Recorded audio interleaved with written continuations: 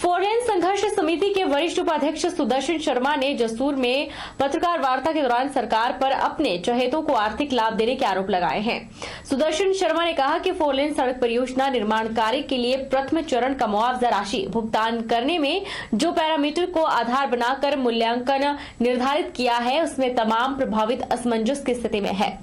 सुदर्शन शर्मा ने कहा कि फोर लेन सड़क परियोजना निर्माण कार्य के लिए प्रथम चरण कंडवाल से लेकर सिहुणी तक का मुआवजा राशि भुगतान करने में जो पैरामीटर को आधार बनाकर मूल्यांकन निर्धारण किया है उसमें अधिकतम सरकार नूरपुर प्रशासन की खामियों से तमाम प्रभावित असमंजस की स्थिति में है, क्योंकि 1 महीने के अंतराल में ही 2 अवार्ड की घोषणा करने से प्रथम अवार्ड और दूसरे अवार्ड के निर्धारण में अत्यधिक भिन्नता पाई गई है, जिसका खामियाजा आर्थिक दृष्टि से प्रथम अवार्ड के लिए गए प्रभावित नुकसान में है, जबकि 1 महीने के अंतराल में ही दूसरे अवार्ड के लिए गए प्रभावितों को दिए जाने वाला भुगतान राशि का अंतर एक ही मुहाल, एक ही खसरा नंबर और एक ही अधिकारी द्वारा एक ही उद्देश्य के लिए किया जा रहा भूमि अधिग्रहण संदेह के घेरे में है, क्योंकि प्रभावितों में शक है कि सरकार ने इस तमाम एपिसोड में पिक एंड चूज की नीति अपनाकर अपने चहेतों को आर्थिक लाभ देने का प्रयास किया है। जब भी कोई चुनाव आते हैं तो ये फोर लेन का जिन बाहर आ जाता है। अब उपचुनाव है, अब फिर वही जिन बाहर आ गया है। अब ये कहने जा रहे हैं कि हम सोचेंगे, हम आपको जो है वो नए सिरे से इसका वो पेमेंट देने जा रहे हैं।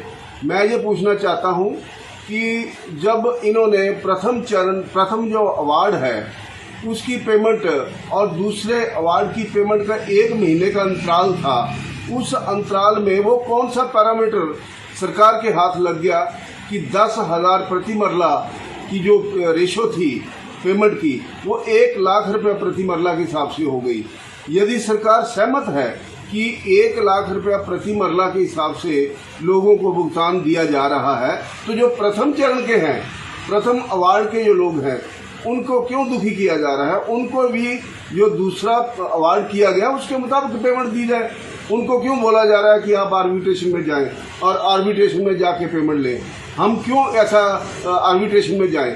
यदि अब सरकार पेमेंट देने के लिए इच्छुक है, जब पेमेंट बनती है, जो बन रही है, उनका जो दायित्व है सरकार का, उसको अपने बखूबी निभाने में क्यों पीछे हट रही है?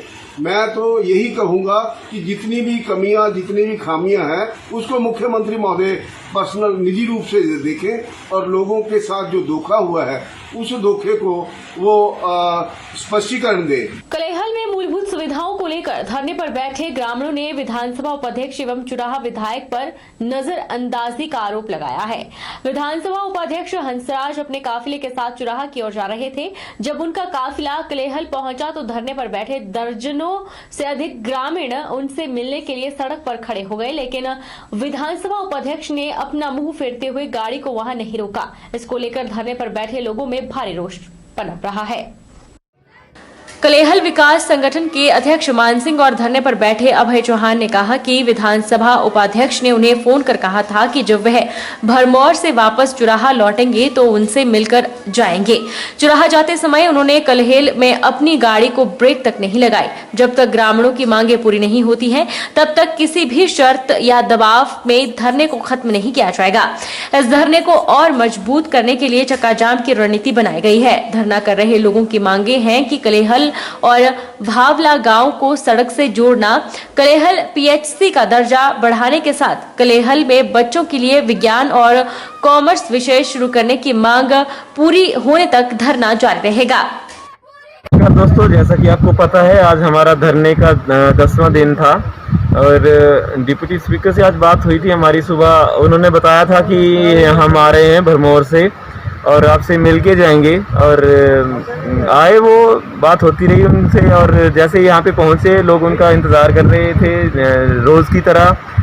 70-80 लोग जो उनका वेट कर रहे थे वो यहाँ से आए और बिना देखे ही सीधा गाड़ी उन्होंने घुमा दी घर के लिए। अब क्या सोचा क्या नहीं सोचा वो वही जाने, लेकिन उनको रुकना चाहिए था। जो लोग यहाँ बैठे रहते हैं, वो उनका एटलीस्ट हाल चाल पूछ लेते, मांगे सुनना। काम तो करना ही पड़ेगा सर, हम बैठे हैं धरने पे, तो इतनी बड़ी मांगे हमारी है नहीं। तो काम तो आपके लिए बहुत आसान है ये, पर आप क्यों नहीं कर रहे हो ये आप जानो क्या कर रहे हो। लेकिन हम तो धरना हमारा चलता ही रहेगा। अगला हमारा कदम यही है कि हम चक्का जाम के लिए परमिशन लें और चक्का जाम करें, और जब तक हमारी मांगे पूरी नहीं होती धरना चलता ही रहेगा। हिमाचल प्रदेश के जिला बिलासपुर के घुमारवी उपमंडल के दकड़ी के गांव चुवाड़ी दाड़क के सहायक कमांडेंट जगदीश राम को 75वें स्वतंत्रता दिवस की पूर्व संध्या पर बहादुरी पुरस्कार पुलिस मेडल फॉर गैलेट्री मिलना घोषित हुआ है। जगदीश राम इस समय कश्मीर घाटी में अपनी सेवाएं देते हुए भारत माता की रक्षा कर रहे हैं। उन्हें यह बहादुरी पुरस्कार एक खूंखार आतंकवादी को ठिकाने लगाने में किए गए ऑपरेशन में अदम्य साहस दिखाने के लिए दिया गया है। आतंकवादी ताहिर अहमद भट्ट के ऊपर 6 लाख रुपए का इनाम रखा गया था, जिसे 17 मई 2020 को मौत के घाट सहायक कमांडेंट ने उतारा था।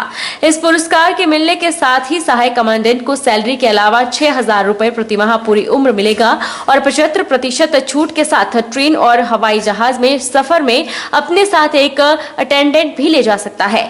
साथ ही आयकर में भी पूर्णतः मुफ्त होगा और प्रदेश सरकार एक प्लांट भी देगी। यह पुरस्कार उन्हें दिल्ली में सशस्त्र सीमा बल की वर्षगांठ पर राष्ट्रपति द्वारा दिया जाएगा।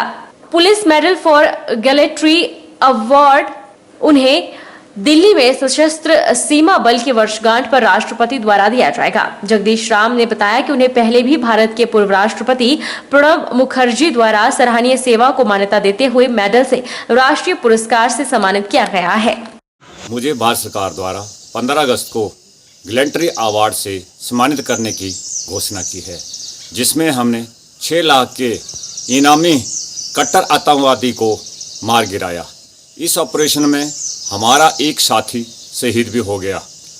मैं देश के युवाओं को कहना चाहता हूं कि वह नशा त्याग कर खेलों की तरफ ध्यान दें और देश के लिए तन मन धन से समर्पित होने की कृपा करें।